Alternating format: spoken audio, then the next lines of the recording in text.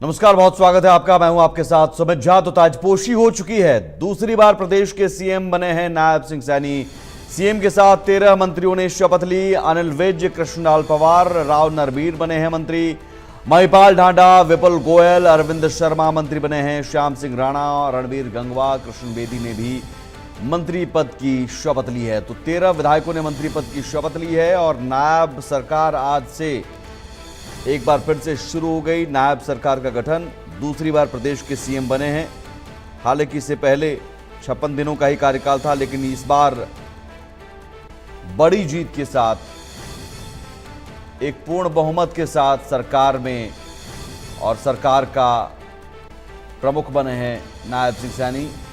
मुख्यमंत्री पद की शपथ ली और उसके साथ ही सीएम के साथ 13 मंत्रियों ने शपथ ली है। श्रुति चौधरी और आरती राव दो महिला चेहरा जिन्होंने मंत्री पद की शपथ ली। वहीं राजेश नागर और गौरव गौतम ने राज्य मंत्री स्वतंत्र प्रभार की शपथ ली है।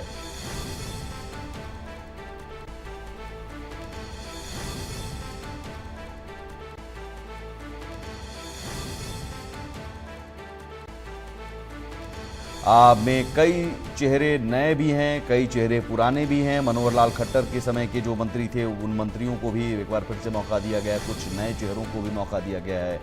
और साथ ही नायब सिंह सैनी तो बतौर सीएम एक फ्रेश चेहरा है ही, क्योंकि इससे पहले सिर्फ 56 दिनों का कार्यकाल और अब दूसरी बार वो सीएम बने हैं।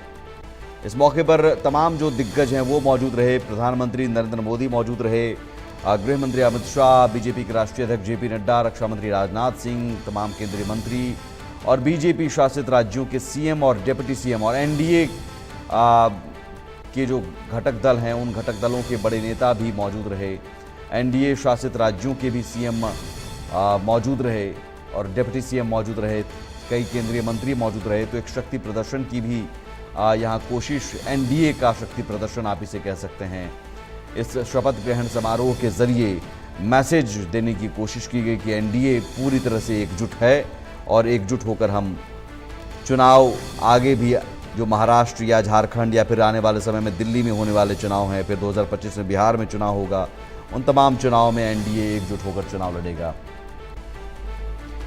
तो अलग अलग अब तस्वीर आपकी टीवी स्क्रीन पर। नायब सैनी ने मुख्यमंत्री पद की शपथ ली, उसके बाद अनिल विज आए। अनिल विज गृह और स्वास्थ्य मंत्री भी रह चुके हैं। अंबाला कैंट से विधायक कृष्णलाल पंवार, जो दलित चेहरा, एक बड़ा दलित चेहरा है, राज्यसभा सांसद इससे पहले थे।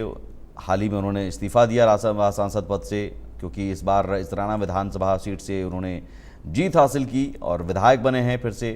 पहले भी परिवहन मंत्री रह चुके हैं। राव नरवीर भी पहले मंत्री रह चुके हैं। महिपाल ढांडा को भी मंत्री पद की शपथ दिलाई गई। विपुल गोयल ने भी मंत्री पद की शपथ ली। अरविंद शर्मा एक ब्राह्मण चेहरा के तौर पर शामिल हुए और उन्होंने भी मंत्री पद की शपथ ली।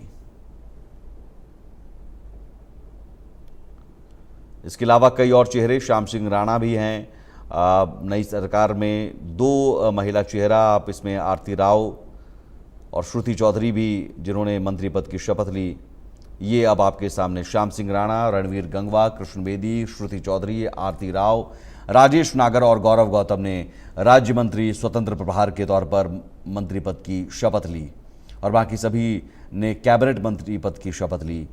श्रुति चौधरी और आरती राव दो महिला चेहरा। आरती राव, राव इंद्रजीत सिंह जो केंद्रीय मंत्री हैं, उनकी बेटी हैं। पहली बार ही विधायक बनी और पहली बार ही मंत्री बनने का मौका मिला।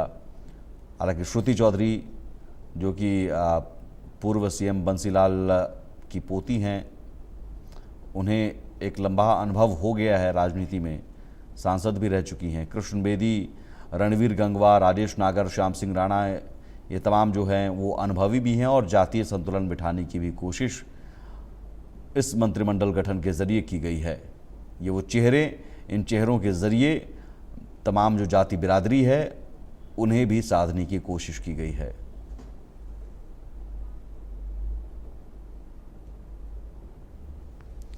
और जितेंद्र शर्मा हमारे साथ जुड़े हुए हैं, वरिष्ठ सहयोगी, सीनियर एग्जीक्यूटिव एडिटर। जितेंद्र जी, सबसे बड़ी बात इसमें जो चेहरे हम गिना रहे थे, उन चेहरों में एक बात है कि अनुभव और अनुभव के साथ साथ जातीय संतुलन बिठाने की कोशिश की गई है और इसीलिए सभी के सभी 13 मंत्री ने शपथ ली है।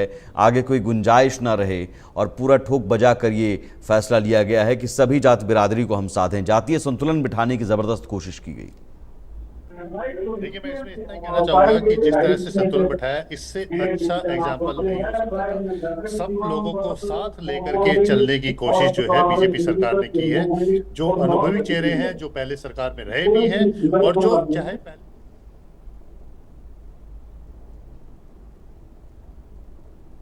चलिए, कुछ आप तकनीकी दिक्कत आ रही है, दोबारा हम बात करने की कोशिश करेंगे।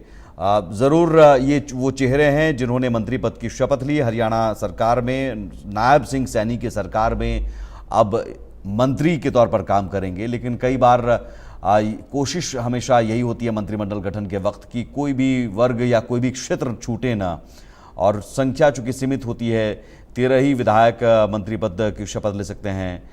और ऐसे में 13 विधायकों को बहुत सोच समझकर चुना गया मंत्री पद के लिए। उसमें जातीय संतुलन बिठाने की भी कोशिश की गई, अनुभव भी, तालमेल भी। कई चूंकि वरिष्ठ नेता हैं तो उन वरिष्ठ नेताओं को मनाने के लिहाज से उनके कुछ करीबियों को भी जगह दी गई। जैसे आप मान सकते हैं राव इंद्रजीत सिंह हैं, केंद्रीय मंत्री हैं, कद्दावर नेता हैं, उनकी बेटी आरती राव को जगह दी गई। पहली बार विधायक बनी और पहली बार में ही वो मंत्री बनी। तो हरियाणा में इतिहास रचा है और तीसरी बार बीजेपी पूर्ण बहुमत के साथ आई है।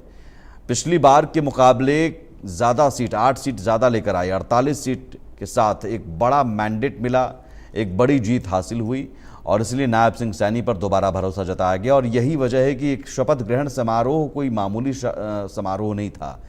तमाम जो दिग्गज हैं वो देश भर से और उत्तर से दक्षिण तक, पूर्व से पश्चिम तक, तमाम जो नेता एनडीए के हैं उन नेताओं को एक मंच पर लाया गया और कोशिश यही की गई कि मैसेज एक क्लियर जाए कि एनडीए के सभी घटक दल हमारे साथ एकजुट हैं। ज़रा नायब सैनी के बारे में जानिए। नारायणगढ़ के मिर्ज़ापुर के माजरा में जन्म हुआ, लाडवा से नायब सैनी ने चुनाव जीता, दूसरी बार सीएम पद की शपथ ली। इससे पहले 56 दिनों का कार्यकाल था, लेकिन उस कार्यकाल में भी तारीफ हो रही है। नायब सैनी ने करनाल से उपचुनाव में जीत हासिल की थी। कुरुक्षेत्र से इससे पहले सांसद रह चुके हैं नायब सैनी, जिसके बाद फिर करनाल उपचुनाव में वो लड़े।